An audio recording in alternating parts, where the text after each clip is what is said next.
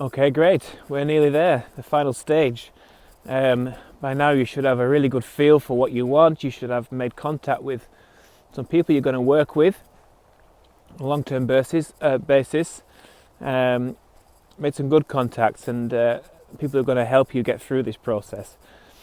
You have an idea roughly what you're going to build and lay out. So now you have two options really, and one of them is to either approach an architect, or another one is to find online the perfect layout for you. You can alter them online also, and you can pay for the service for them to give you a full architectural drawing with building regulations and everything put into place. One thing I learned, or what happened a lot when I was working as an architectural technician, was people would come into the office wanting to build their own house, and we'd have to sit down for maybe an hour and a half and discuss what they wanted, what was their desires, like we did in the first stage.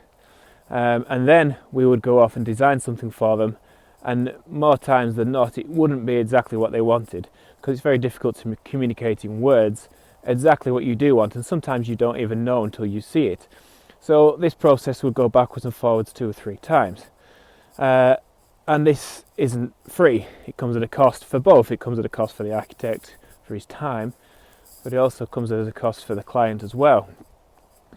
So if you can go into the architect's office, if you choose to use one, and it depends on your budget, but I would recommend getting an architect's opinion on some of the drawings you may have chosen, especially if you already know where your plot is, your building plot, because they may be able to add different features which really benefit the most from the building plot and get the best out of the plot, which you won't be able to do if you just buy something directly offline and they haven't seen the location. So you've got a lot of ammunition now. You can go into the architect's office if you choose that route, and you can show them the drawing roughly about what you want, and you can easily talk about any alterations that you need to make or want to make it better. And I would advise allowing them a little bit of free judgment and design efforts here to make this building better for you, because I mean that's what architects do, that's what they're trained to do, to make spaces work. But you'll have clearly outlined what you want from the information we've done over the last 5 videos, and so they're going to have a very good feel and idea for what you're aiming for. They should only be able to improve on that rather than make it worse. So it's a good place to go now, and it's going to save you money because you've done a lot of the homework already. You should be feeling confident because you've made the contact with your builders. You know where the building merchants are, and you may have accounts or may not, but you'll have a contact point with them. So you're really set up to go. You should be feeling much better about your project now if you do all these processes and put them into place. And I wish you luck. You're not on your own.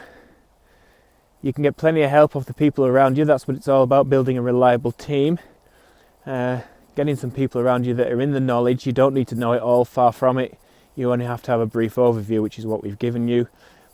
The professionals are out there and you've made contact with them. So use their services, use their skills, and enjoy your build. I hopefully got you off to a good footing to make a start.